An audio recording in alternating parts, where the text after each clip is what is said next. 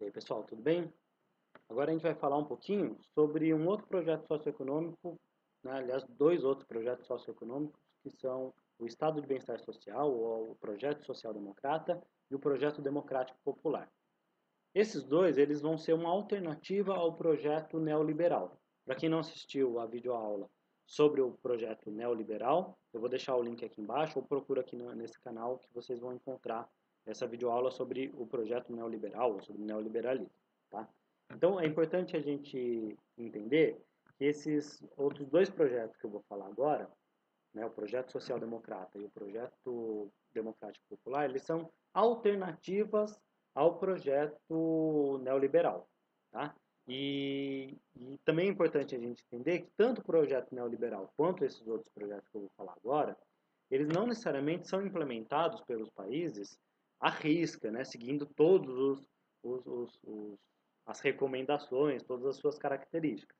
Muitas vezes os países eles adotaram algumas medidas neoliberais, outras medidas social-democratas, outras medidas mais democrático-populares, né? Mas eles vão conciliando um pouco esses projetos, mas é claro que sempre acaba pendendo para um mais do que outro, tá? Então essa separação que a gente faz é uma forma didática de entender cada um desses projetos, mas na prática, quando a gente observa a, a realidade, né, quando a gente observa historicamente esses projetos, a gente vê que nem sempre eles são adotados assim à risca com todas as suas características. Eles podem, né, adotar um pouquinho de outros projetos, né, e é uma adoção mais flexível desses projetos, tanto do projeto neoliberal quanto do projeto social-democrata e o projeto democrático popular.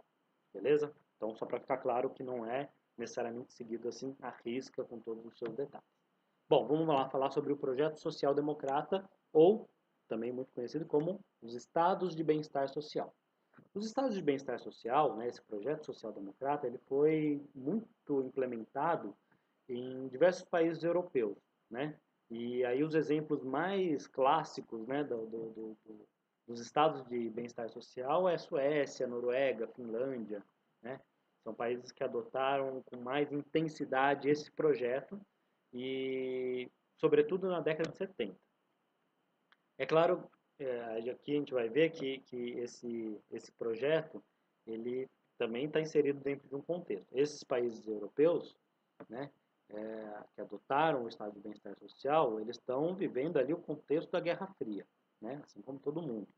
E a adoção do estado de bem-estar social é uma forma de garantir uma alternativa capitalista ao socialismo.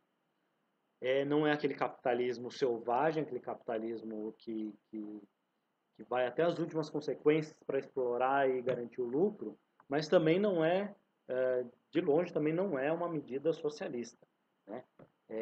Os estados de bem-estar social, eles tentam garantir o mínimo de recursos públicos, o mínimo de políticas públicas, políticas sociais, mas mantendo sempre o capitalismo. Tá? Isso é muito importante ficar claro. Os estados de bem-estar social, o projeto social-democrata, ele não elimina, ele não acaba com o capitalismo, ele nem pensa nisso. A ideia é justamente manter o capitalismo, só que um capitalismo com garantias sociais para toda a população. Tá? Nos estados de bem-estar social, nesse projeto social-democrata, a gente vê o Estado participando mais da economia, principalmente em áreas consideradas essenciais, principalmente no que a gente vê nas áreas sociais, saúde, educação, moradia. A ideia é que esse projeto social-democrata ele não entende, por exemplo, a educação como uma área do mercado, é uma área social, é uma área que o Estado tem que ser responsável. Mesma coisa com a saúde, com a moradia, né? No projeto neoliberal, ao contrário disso, tudo é mercado, tudo é economia. Então a saúde é economia, a educação é economia, tudo isso é mercado. Por isso que o Estado ele deixa de intervir, inclusive, nessas áreas. Agora não, aqui no projeto social-democrata, o Estado atua sim nessas áreas que são consideradas fundamentais, essenciais para o desenvolvimento de uma sociedade, o Estado está lá atuando. Então, A gente tem hospitais públicos, a gente tem escolas públicas, a gente tem um sistema de moradia, de facilitação ao acesso à moradia, que é muito importante. O Estado está lá presente garantindo isso. Tá? E como que o Estado consegue dinheiro para investir nessas áreas? Como que o Estado de bem-estar social tem recursos para investir na saúde e na educação? Ele tira os recursos dos impostos, assim como todos os estados. E aí, para garantir uma saúde de qualidade, uma educação de qualidade, moradia de qualidade, o Estado ele precisa ter muita arrecadação, ele precisa aumentar a arrecadação dele. Então, a carga tributária nos países que adotaram o projeto social-democrata, que adotaram o Estado de bem-estar social, a carga tributária é bem alta, é bem elevada, porque precisa captar recurso para poder investir nessas áreas. Só que uma diferença que é fundamental, que é importante a gente entender isso nos estados de bem-estar social, é que essa carga tributária, essa arrecadação de impostos, ela é alta, mas ela é progressiva. Isso quer dizer o quê? Que quem tem menos paga menos e quem tem mais paga mais. Né? Diferente de hoje, por exemplo, o imposto de renda brasileiro, que ele é progressivo até certo ponto, até os 5 mil reais por mês. Quem ganha mais de 5 mil reais por mês paga a mesma taxa de imposto que quem ganha 2 milhões. Nos países social-democratas, não. Nos países que adotaram a social-democracia, adotaram o estado de bem-estar social, essa progressividade vai indo até lá em cima, até quem ganha muito dinheiro. Né? Então, torna-se uma forma um pouco mais justa de arrecadação de impostos, né? De arrecadação de recursos por parte do Estado. Que ele vai cobrar um pouquinho de quem tem menos, mas vai cobrar bastante de quem tem muito. Né? O Estado ele funciona nesse sentido como um mecanismo de redistribuição de renda, porque ele vai pegar bastante dinheiro de imposto de quem tem muito dinheiro e investir nas áreas sociais que vão ser usufruídas por aqueles que têm menos dinheiro. Né? Nesse sentido, existe uma redução das desigualdades econômicas e sociais. Redução, não é eliminação não, tá? Continua tendo quem ganha menos, continua tendo quem ganha mais. A diferença é que mesmo quem ganha menos tem acesso aos mesmos serviços que quem ganha mais. Né? Nos países que adotaram a social-democracia, que adotaram o projeto social-democrata, todo mundo usa o mesmo hospital. Todo mundo usa as mesmas escolas, né? Porque elas têm qualidade, né? Então, tanto os mais ricos quanto os mais pobres usam os serviços públicos, porque existe investimento do Estado nessas áreas, na saúde, na educação, na moradia, né? Nas políticas sociais de uma forma geral. Tá? Então, o estado de bem-estar social, ele tenta garantir uma boa qualidade de vida através de serviços públicos, serviços sociais, né, que atendam à demanda de toda a sociedade. E para fazer isso, ele capta recursos, né, ele arrecada principalmente de quem ganha mais. Mas vale lembrar, não acaba com as desigualdades, ele não elimina as desigualdades sociais. Ele reduz a diferença entre quem ganha menos e quem ganha mais, mas ele não elimina. E ele mantém o capitalismo funcionando a pleno vapor. Tá certo? Agora, um outro projeto que é um pouco mais radical, e esse sim visa a superação do capitalismo, é o projeto democrático popular. O projeto democrático popular, ele se assemelha muito, quando a gente for ver as características dele, a gente vai ver que ele parece muito com um ideal socialista, né? Um governo socialista, um governo comunista, né?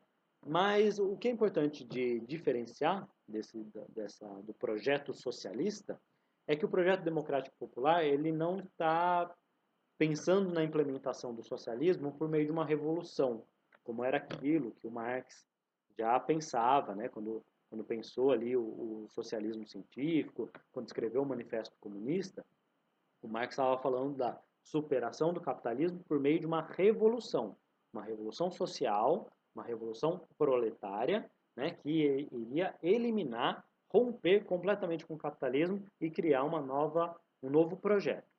O projeto democrático popular ele não está falando de revolução, ele está falando de uma transição, ele está falando de um caminho para uma sociedade mais justa e igualitária, ele está falando do caminho para a superação do capitalismo, mas sem esse rompimento revolucionário, né? O projeto democrático popular, ele é um projeto que tenta se implementar por meio de eleições, por meio da escolha livre dos indivíduos, né, nas eleições, dentro das regras do jogo, né, dentro do mesmo sistema de voto, do sistema democrático. O projeto democrático popular ele tenta se impor por meio do voto, por meio da democracia, né? Não por meio da revolução, não por meio da ruptura. Tá? Então, o projeto democrático popular, ele visa sim a superação do capitalismo, mas não o rompimento brusco, de uma hora para outra, com as estruturas capitalistas. Né? O projeto democrático popular ele vai ser uma radicalização do projeto social-democrata, do projeto do Estado do Bem-Estar Social, porque ele vai levar às últimas consequências essa ideia de tirar dos ricos, né, de captar dinheiro dos ricos e investir nas áreas sociais para toda a população. Então, da mesma forma como o projeto social-democrata, o projeto democrático popular vai buscar arrecadar impostos, né, taxar as grandes fortunas, criar um imposto que seja progressivo, né, de forma que quem tem menos pague menos, quem tem mais pague mais, e investir pesado nas áreas sociais, né? Investir não só nos serviços públicos, não só na saúde, na educação, na moradia, no emprego, não só nisso, mas também na redistribuição de riquezas, né? Por meio de outras políticas, não só nessas políticas de oferecer serviços públicos. Por exemplo, uma medida que é uma radicalização, né, dessa redistribuição de renda, que faz parte desse projeto democrático popular, são as reformas tributárias, né, que é essa forma de, de captação, né, de arrecadação de impostos, de modo que quem tem mais pague mais, quem tem menos pague menos, e as reformas agrária e reforma urbana. A reforma agrária significa acabar com as grandes propriedades, acabar com aquela concentração fundiária na mão de poucas pessoas e redistribuir essas terras para grande massa de camponeses, né, de trabalhadores rurais que dependem da terra para sobreviver. A mesma coisa com a reforma urbana. Enquanto, né, a gente vê aqui na cidade de São Paulo, isso é muito claro. Né? Você vê um monte de imóvel desocupado para alugar, para vender, aquilo fica parado anos, está sem uso, e ao mesmo tempo, na porta daquele prédio tem um monte de gente dormindo na rua. Então, o projeto democrático popular, ele pensa numa reforma urbana para acabar com esse tipo de desigualdade, né, que não é só uma desigualdade de renda, mas é uma desigualdade de propriedades. Tem muita gente com muito, aliás, tem pouca gente com muita propriedade e muita gente com nenhuma propriedade. Então, é preciso uma redistribuição dessas propriedades, tanto da propriedade agrária, né, por meio da reforma agrária, quanto da propriedade urbana por meio da reforma urbana. Tá? O projeto democrático popular também precisa, né, para se garantir, para garantir essa soberania popular, né, e a implementação dessas políticas mais radicais de redistribuição de renda, precisa renegociar suas dívidas, né? Os países subdesenvolvidos, ao longo dos anos, eles vão se endividando, seja com os organismos internacionais, o FMI, o Banco Mundial, seja com os próprios bancos nacionais, né, com o crescimento da dívida pública, que é o fato do governo do Estado pegar dinheiro emprestado dos bancos para investir nessas áreas. Só que essa dívida vai aumentando, os juros vão aumentando, né? E os países subdesenvolvidos acabam gastando mais dinheiro para pagar essas dívidas com os bancos do que para investir nas áreas sociais. Por isso que o projeto democrático popular visa, né, ou tem como objetivo renegociar essas dívidas. A questão não é nem deixar de pagar ou não a dívida, é só repensar os juros, repensar o prazo, repensar como o Estado vai pagar isso e garantir ao mesmo tempo os serviços públicos sociais para todo mundo. Né? Uma outra medida que faz parte desse projeto democrático popular, ao contrário do neoliberalismo, é a estatização de empresas, principalmente em áreas consideradas estratégicas, né? Não só as áreas sociais, né, como educação, saúde, moradia, mas, por exemplo, o petróleo, telefonia, água, esgoto. Essas áreas são áreas essenciais e são áreas estratégicas para o desenvolvimento de uma democracia popular, uma democracia que atenda às necessidades da população. Por isso que o projeto democrático popular tem como objetivo estatizar essas empresas, né, ou fazer com que o Estado participe ativamente dessas áreas, né, que são áreas econômicas, mas participe ativamente dessas áreas, porque são áreas estratégicas, são áreas que garantem o bem-estar da população. Né? De uma forma geral, o projeto democrático popular ele tem um controle rígido, né, por parte do Estado sobre a economia. Por quê? Não é o livre mercado, não. Não é estabelecer o preço que o mercado quiser para os produtos. O Estado vai garantir que os preços sejam acessíveis a todos. O Estado vai garantir que os trabalhadores tenham condições de ter um salário digno para poder comprar os produtos. Então, o projeto democrático popular, ele é o que se opõe mais radicalmente ao projeto neoliberal. Se a gente fosse colocar numa régua, o projeto neoliberal estaria numa ponta e o projeto democrático popular estaria na outra. E o projeto social-democrata estaria aí intermediário entre esses dois campos. Tá? Então, o que é interessante da gente pensar é essa oposição entre o projeto neoliberal e o projeto democrático popular e o projeto social-democrata no meio fazendo uma conciliação entre os interesses privados, entre os interesses do mercado e os interesses públicos. Tá? No projeto neoliberal, a gente tem o privilégio dos interesses privados, dos interesses do mercado.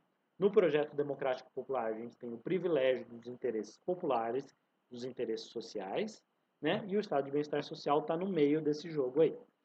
Reforçando mais uma vez, não adianta a gente tentar olhar os países e tentar encaixar esses projetos assim, sem nenhuma flexibilidade, né? Os países adotaram, em certa medida, mais um projeto do que o outro, mas a gente vê a coexistência de elementos de diversos desses três projetos, né?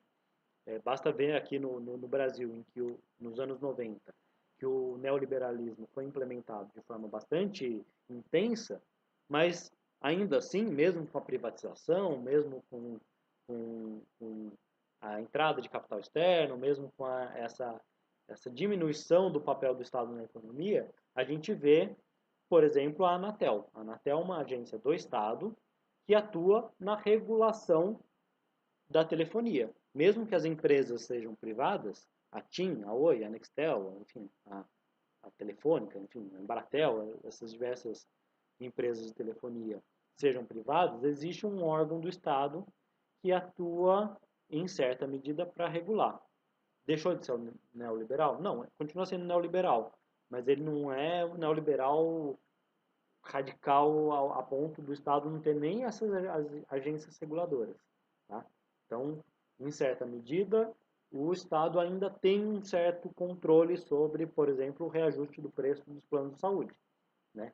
Os preços são caros, são abusivos, a qualidade do serviço é ruim, mas existe uma agência do Estado que delimita um certo padrão de reajuste e um certo padrão de qualidade. Tá? Então, para fechar esse assunto, é importante entender que, como eu reforcei no começo, a gente não vai encontrar essas características puras, simples, assim, num país.